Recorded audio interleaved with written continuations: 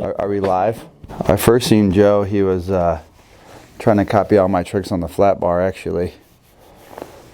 Didn't work out too well for him. And we were skating the flat bar, and I was trying to do board slide, heel flip out. Yeah, he started trying it with me without saying a single word. But Joe, he is a skate legend. Sorry, who's all the legends? So yeah, you can't really talk about Cedar Rapids skate legends without the twins, Eric, Bubba, Uli, Adam Miller, Joe Bonen, the Flip Father. It's like Tony Hawk to Todd Falcon, Adam Miller to Joe Bonen. Joe has had the same size adult front teeth since he was 6 years old. One time, this guy was gonna assault me, and he like has drink in his hand and whatever. I kind of got mine like this. Little standoff. Joe blows right through the situation, pushes dude, knocked his drink out of his hand. Bartender's dragging Joe out. After the bouncers kicked us out, Travis came out, but he didn't do nothing during the fight. He kind of just shelled up and got scared. The best part about Joe helping me out in that fight is I'd be like, damn, Joe, you got my back. Like, you really do. You showed me your stripes, you know? And every time he's like, I didn't do that for you. That guy was just really annoying the shit out of me. In his own words. But like, for real, like I'll try to give him props. Like, you had my back. He's always like, I didn't do that for you. Talking about, yeah, I've never seen Joe in here once. Never seen him in here once. I'm like, don't take that to heart. He doesn't spend money at all.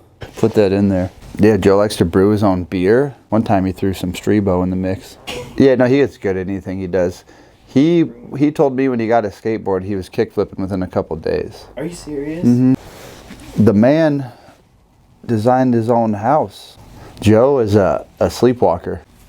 But you could tell he wasn't all there. And like Nick P's like, fuck, sleepwalking all the time. Fucking. Joe told me one time he didn't know Paul well. But it's like back in the park days, and Joe showed up and Paul goes, did you bring your camera? Joe's like, no.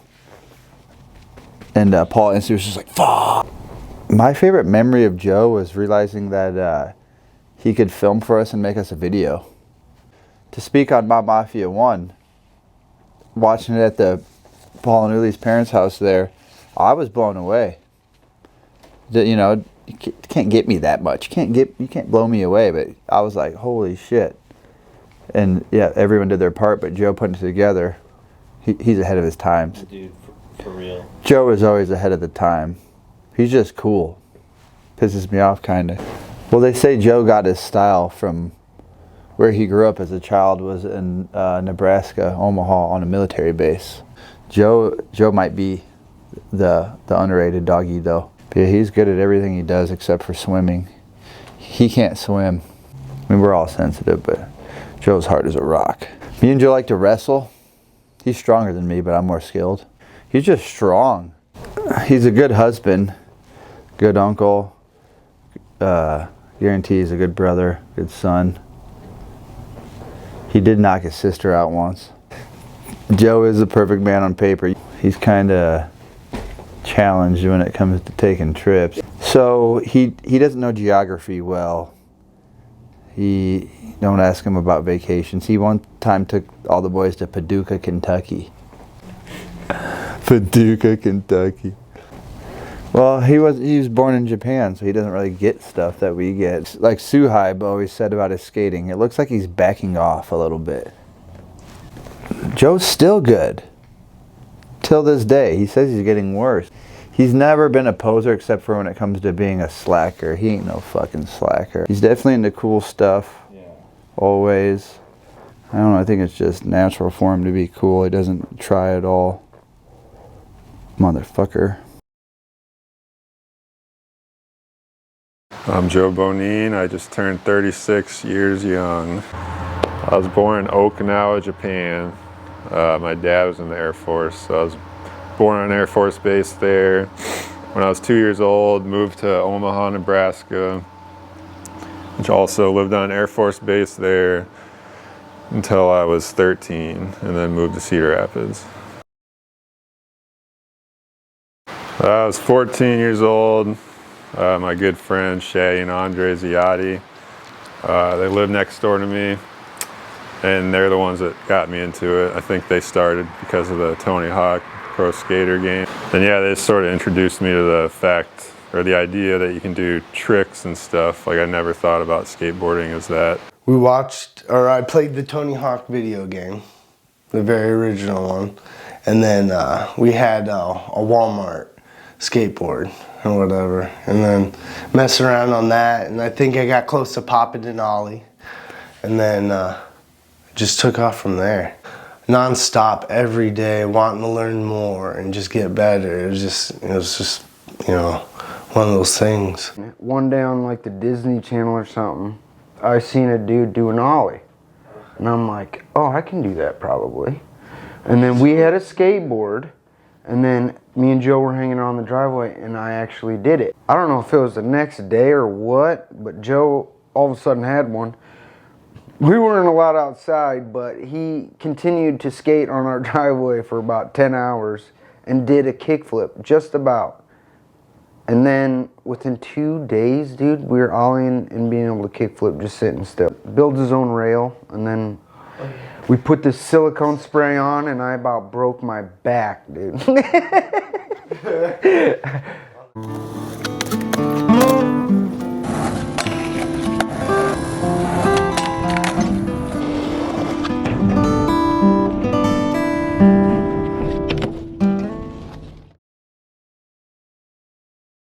I shoveled driveways all winter, saved up money, and bought a Shorty's Muska, the silhouette one, with the Ghetto Child wheels. I don't remember what trucks I had, but yeah, I love that setup. I remember I actually got it on film the first time I chipped it, and I almost started crying, like right there on film. Yeah. Well, my parents didn't understand the idea of spending like $100 on a skateboard. SkateAmerica.com, that's where I got it. Remember that website? I was using my friend's board, and he was showing me the idea of a pop shove it, and I just spent all day trying it, and by the end of the day I did it, and I was just hooked after that. I was like, and since then, it's like the most fun thing I've ever had in my life. The first whole year was just driveway skating, really. And once we started filming our tricks, that's when it became something different. Started progressing a lot faster after that. So. There's my dad's camera. And I would just set it up on a tripod, and we would try to do flat ground tricks in the driveway. And then, I think this was all Shaddy's idea to start filming. And then, since it was my dad's camera on his computer, I started editing it, and that's how I got into all that. His dad was the first one to film Joe on the driveway for a little while. He let Joe take the camera one day, and then Joe gets a fish lens kind of thing after a little while, and then, yeah. It just took off, literally. It wasn't until probably a year later when I saw an actual skate video. I believe it was 7 Year Glitch, the New Deal video. Videos back then in general was just a lot more like hammers oriented.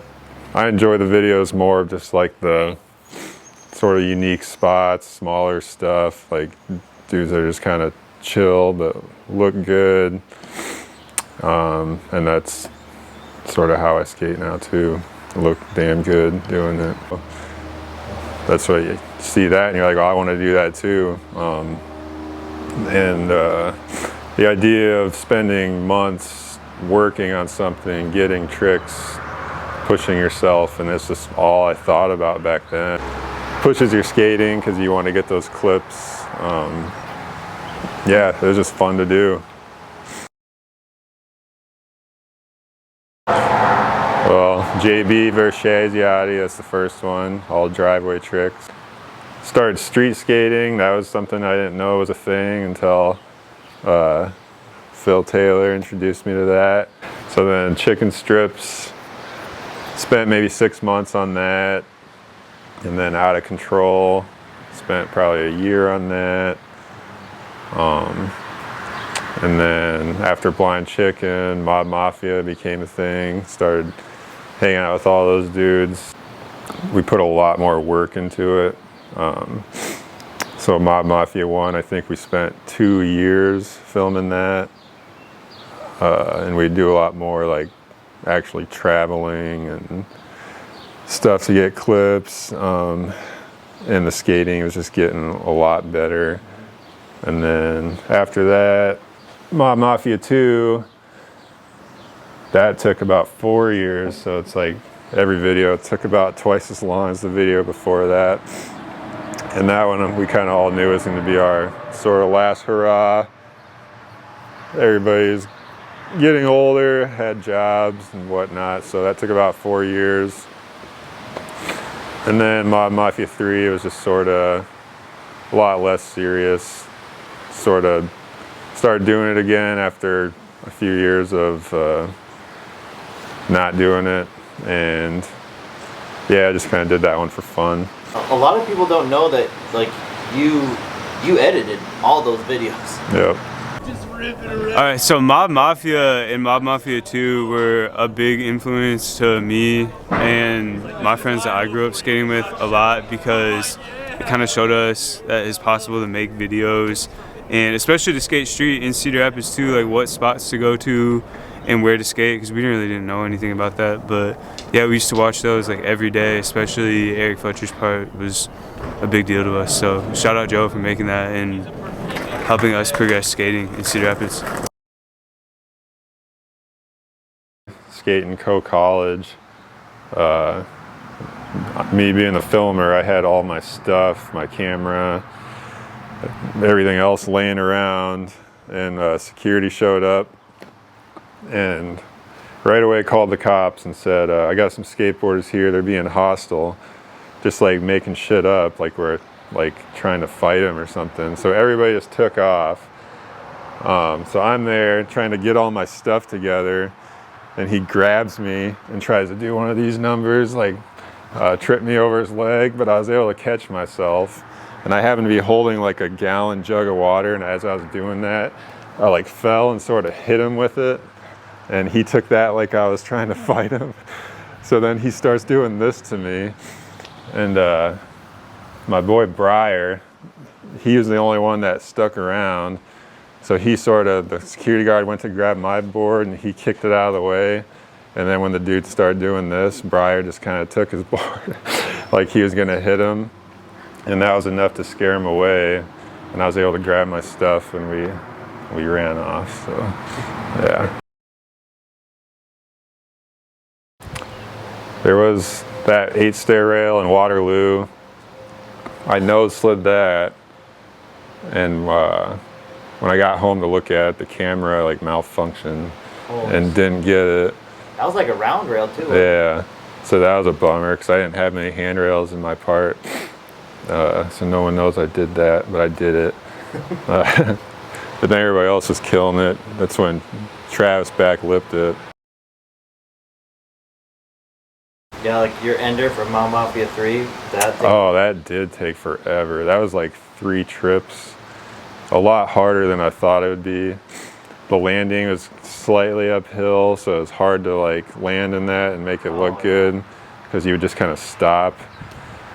I ate shit a couple times trying it. Yeah, that one was tough. First time I saw pros that I can remember was seeing the Zero demo in Iowa City, and I was like huge into Zero at the time. And I would say just seeing them in real life, it's like a surreal feeling. It's almost like they aren't real. Just seeing them, it feels like you know them because you're watching them constantly, but they have no idea who you are. So it's just weird seeing them in person. They always look smaller than you think they will be in real life. More a wake-up call for me. Like, yeah, you think you're getting good at something until you see like someone that does it for a living. You see stuff on video and it never looks as big as it does in real life. So like you think like yeah, I could maybe get there someday. And then you just see them come to your park and do stuff that you could never do, and they're just to this day still. yeah, and they're just skating for fun, like at a demo, like something they do every day. But skating to me has just become something that's just it's been a consistent joy in my life. It's different now than it used to be.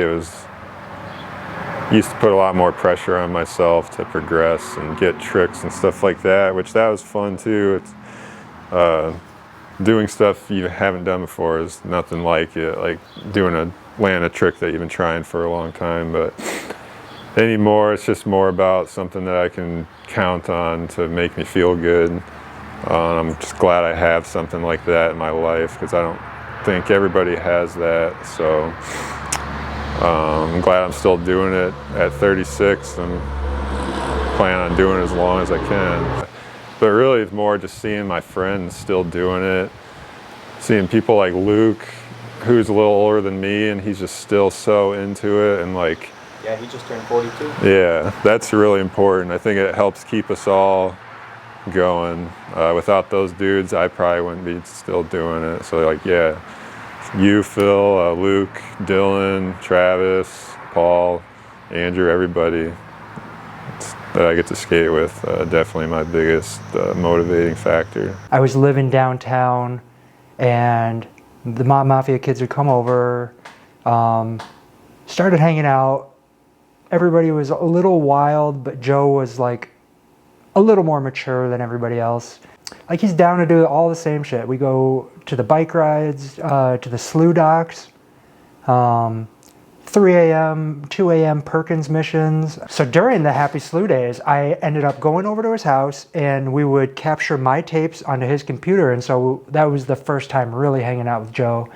And he would show me these little projects, side projects he had on the side, and blowing my mind. Woodworking. Dude, we'll be skating, and all of a sudden he'll bring out his phone and like, oh, check out this camper I built. Like, what the heck? Because it's not just like a basic camper. It is fine craftsmanship, woodworking, and it's like, you'd think you would hint at something, or, you know, and then it's like, oh, check out this little art project I made. It's like, what the heck? It's like super neat, and like, yeah, there's always a surprise. Who knows, he could be a professional guitarist, he wouldn't talk about it. And one day he'll post something like, here's a little riff I came up with, you know, like, oh, here's a little stop animation I made. Like, dang, that is so sick. It needs to be said how fun it is to skate with Joe. Seeing him work through a new trick pumps me up to step outside of my comfort zone. And it's, again, the level of humbleness that makes him so fun to skate with.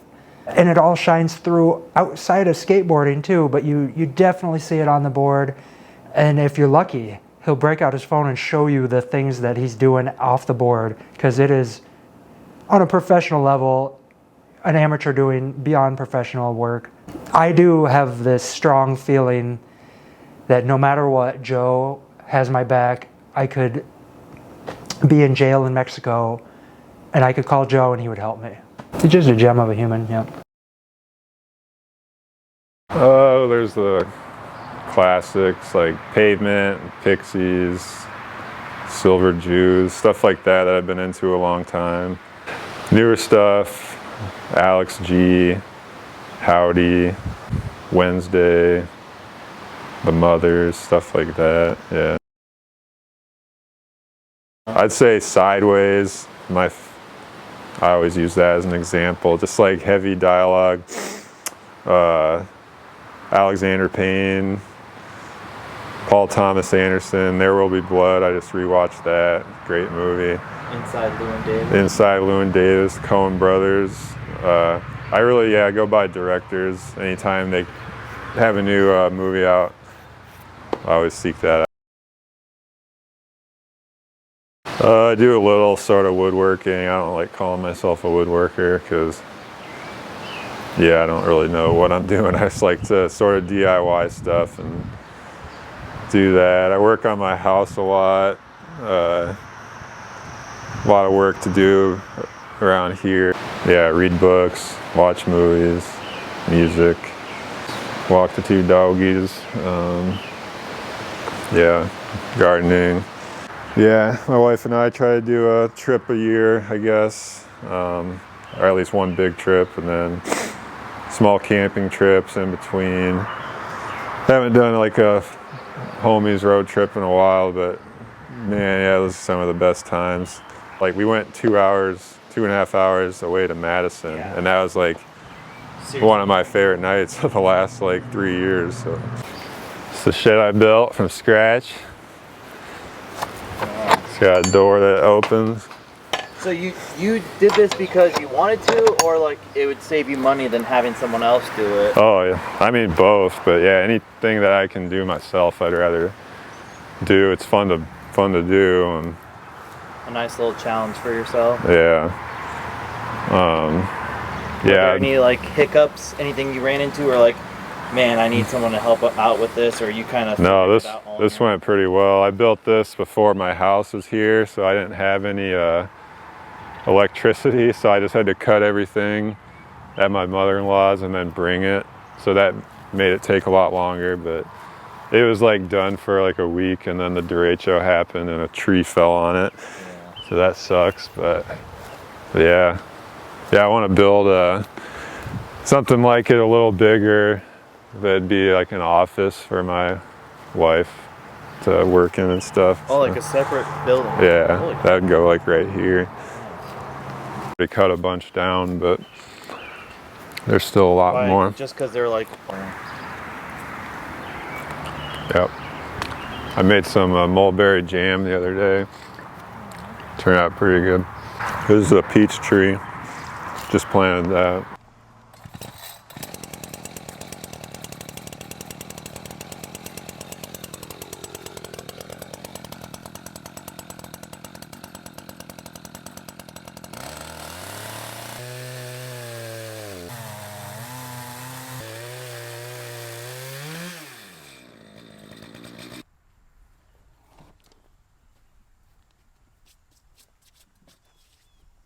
Made this table here. You made this? Yep.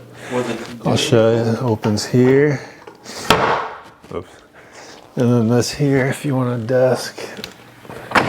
Oh, Eat, whatever you want to do. Yeah.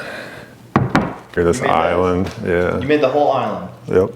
I guess it's like 2 cabinets I bought, and I screwed them together. But then I trimmed it out. I added a butcher block and yeah, a bunch of stuff. I built these shelves, which aren't anything special, but... You built that chessboard, I remember that. Yeah, I made that chessboard.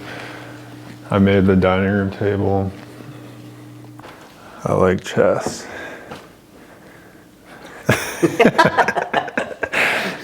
The old fence pickets from my old house. Oh, wow. A little something to keep the old house with us. But yeah.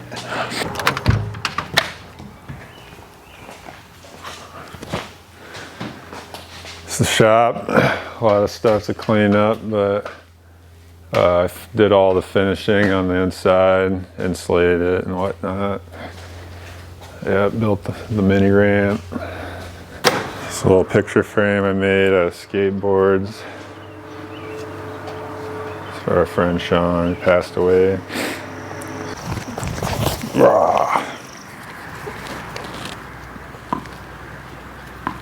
Yeah, they're tired, I think. This is the baby here. This is Rooster. Oh, did you see that? I set him down, he just like freaking flopped down. The funny thing is Joe and I went to the same school and we both skateboarded, but we didn't meet through school. We met skateboarding, and you know, we had a crew called Short Bus and we were filming videos. He had his own crew called Blind Chicken. And before I met him, I remember seeing the video and I was a little bit threatened by it because the editing was way better and the filming was way better than the stuff that we were making. Yeah, he was editing and doing it all. He had the camera.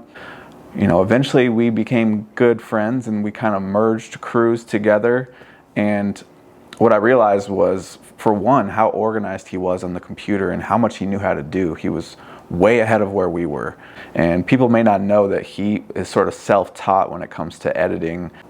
He doesn't get as much credit as he should for filming and editing and really his skateboarding, because he's always been so good at skateboarding, so technical, so, you know, his style just like so smooth and effortless, and yeah, and creative skateboarding. He doesn't really get the credit that he deserves because he's so quiet. And so, you know, people maybe find that unapproachable or him unapproachable, but if they only knew, once you get to know him, he's one of the funniest people that I've ever met.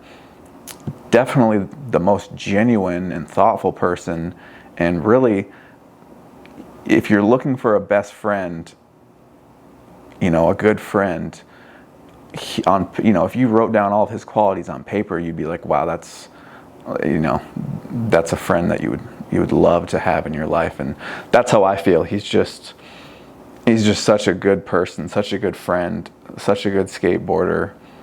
So, you know, even as he's gotten older, he still progresses in a different way. Maybe he's not jumping down big stuff or flipping down big stuff, but he's more creative now. And, you know, I feel like he's got more flip tricks now even. And yeah, his skating has just evolved and in a different way. But, you know, I would say he's better now, personally. He's just really quiet when you first meet him. It took like probably a few months for us to even have a conversation, like a long conversation. But once he starts to open up, you realize that he's, you know, really intelligent, super funny and witty, and yeah, just one of the most genuine people.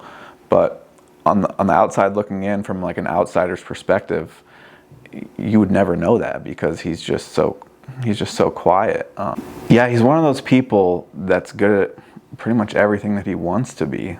That's really what it boils down to, is whatever he wants to do, like he gets good at it. Even like playing sports, he always beats me in everything that, like, we'll go play basketball. We don't play basketball very often, and he'll just beat me in it. And, you know, he drew like a self-portrait, and it was really, really good. It was like very unique. And yeah, obviously he got into brewing beer, and he started making really good beer, and then he got a house, and he started learning how to work on that, and he's really good at that now.